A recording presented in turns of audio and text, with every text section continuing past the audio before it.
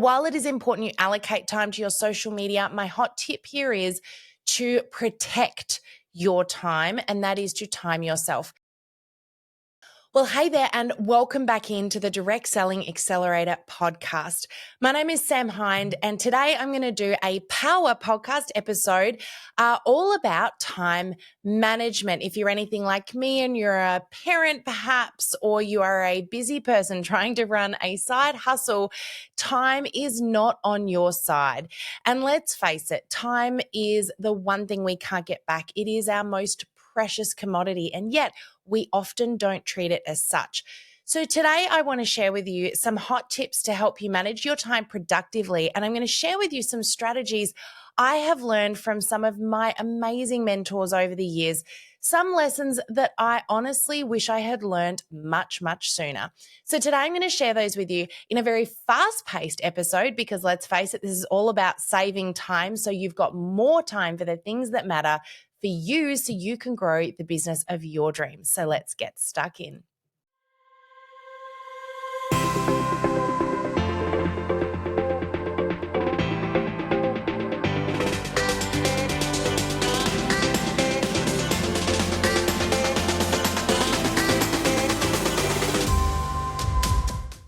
Okay, so I want to talk to you about my top tips for being super productive with your time. And if you're anything like me and you've got family, you have got social commitments, maybe you travel a bit like I do as well, and on top of that, you're trying to run a business. Well, I imagine that for many of you listening, you also possibly have a job while you're running your side hustle, which is yet another challenge on top of all of that. And so we want to be able to save as much time as we possibly can.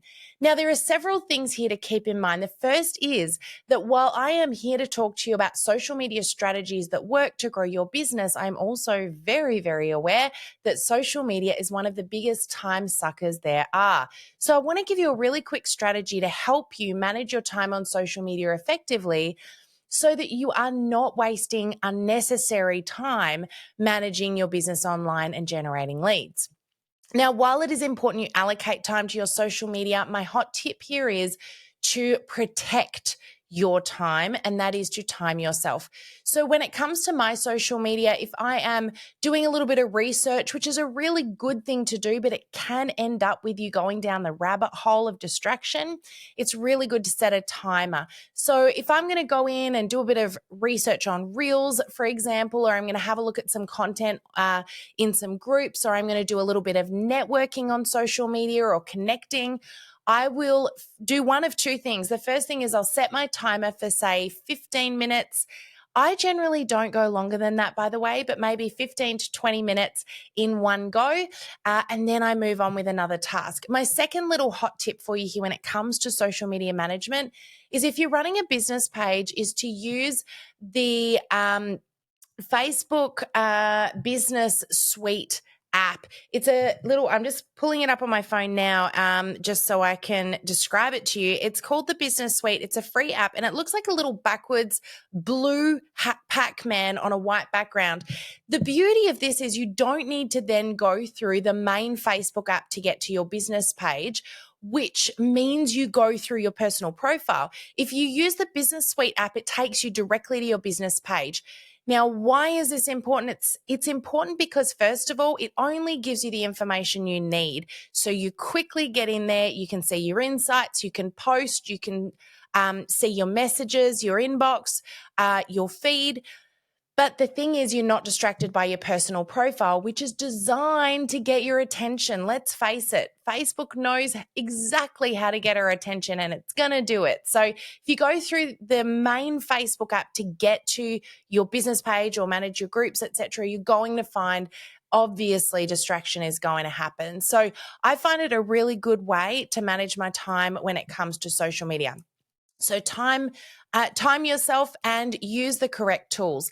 I also will just point out here as well that it's good to calendarize your time for social media. So rather than just randomly doing your posting and scheduling, set aside some time each week that's allocated for that. So my suggestion would be 1 to 2 hours a week in one block to schedule out your next week. When you get good at this, you get a lot faster. So if you are inside of our membership programs, we've got some really cool strategies you can use to do this and do this very quickly, as well as some incredible tools. But if you're not, allocate some time in one block so you can get creative. You can schedule your posts out, and then you don't need to come back in and look at your content necessarily, unless there's a reason to, for the next week. And you can get on with other things in your business. Now, next tip is about calendars. So we've talked about social media. Now I want to talk to you about managing your time. Now, if you are like me and you're balancing a lot of balls, I've got family, I've got young children, I have got travel, I've got a business to run. I have also got the things that matter to me, my values, which are also very important, like exercising and socializing and doing the things that fill my own cup. Here's my little hot tip for you. Diarise everything. Sit down at either the end of your week or at the beginning of your week and plan the next 7 days out. Now, when I say plan them out, here's where I used to go wrong with this. I used to put in my calendar my business meetings, and everything else just kind of happened. But it wasn't until my coach sat me down and said to me, your calendar is out of whack.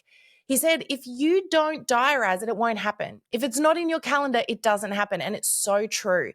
The things that are not diarized end up getting pushed out for the things that become appointments. So someone said to me, Sam, have you got some availability for a meeting at 10 o'clock tomorrow? And I was thinking to myself, I'm going to go for a run then. I moved the run because I hadn't put it in my calendar, and I do the appointment. And of course, the other things important to me, such as my exercise and the things that fill my cup and my family and all of those other things, get pushed out. So here's the deal. I sit down on a Monday morning and I diarize everything from my runs, my walk in the morning with Greg. Even though it happens every day, I put it in my calendar so no one can steal that time.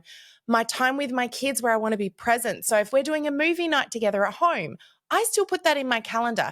If I'm going to go for a little milkshake date with one of my kids, which I love to do as often as we can, so we can just, feel like we have that quality time together, it goes in the diary. If I'm going for a run, even if it's alone, I diarize it. Now, it doesn't mean I don't move things, but I treat everything like a meeting, like an appointment, so it all gets value added to it. If I'm going to the gym, if I want to just go for a walk by myself or go and see a friend for a coffee, all of it goes in the calendar.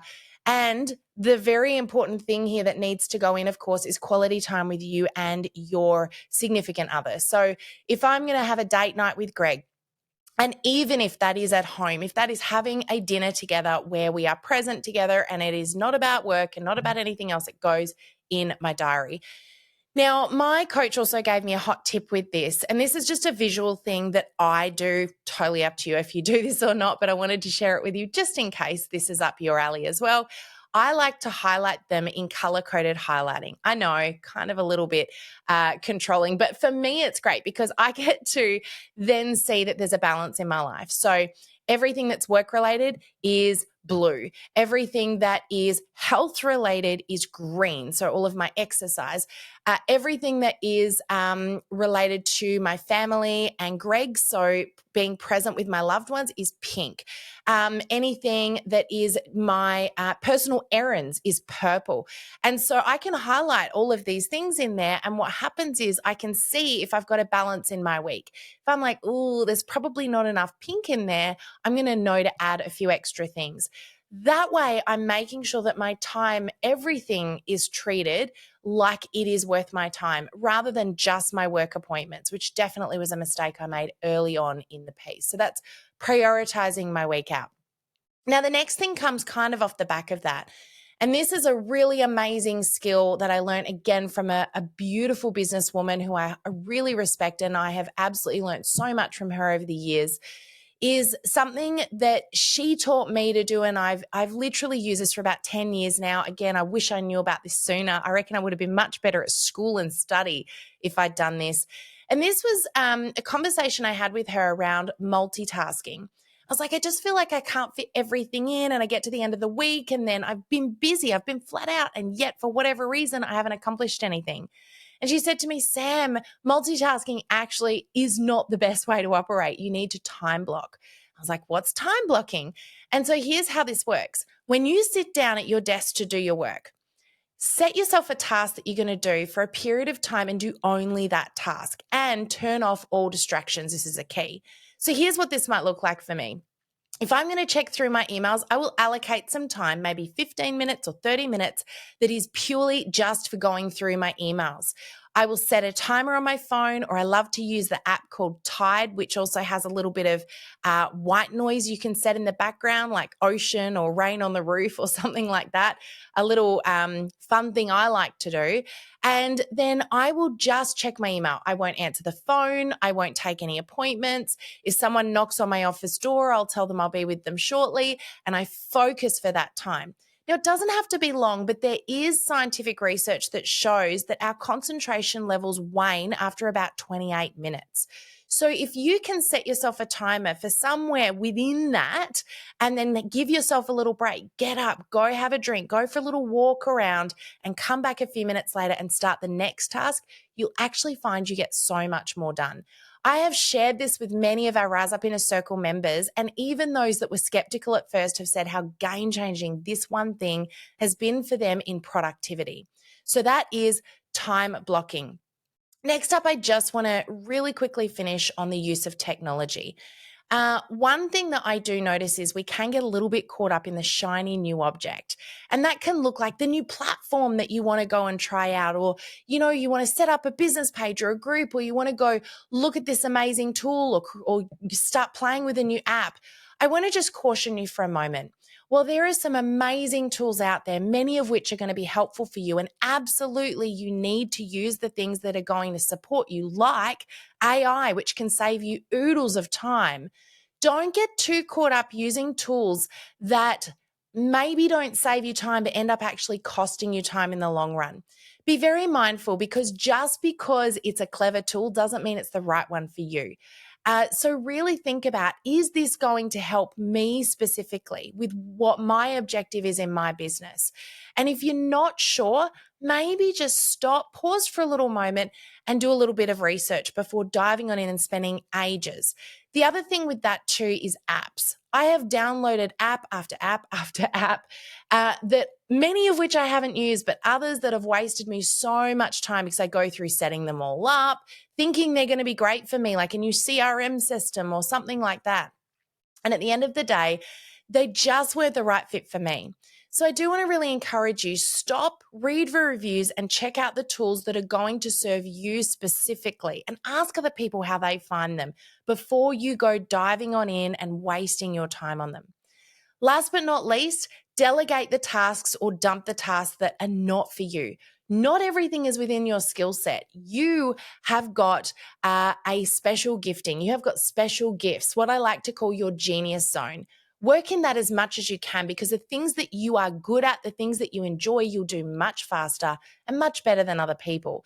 So if something is not within your skill set, like for me, it's paperwork and accounts. Well, I need to understand those tasks so I can run a successful business. I know they're not tasks I should be doing. So I find ways to delegate them to the right people at the right time so I can focus on the things that absolutely are within my genius zone. So there are a few little productivity tips for you. I really encourage you, just grab one of those today. Give it a go. Try it in your business, even if it's just planning out your calendar for the week, maybe giving time blocking a little go perhaps, and see how you go with saving just a little bit of time. And remember this, it's all about the 2 millimeter shift. It's not about getting it all right. It's not about perfecting things. It's about growth and the journey along the way. So go and give one of these things a little try.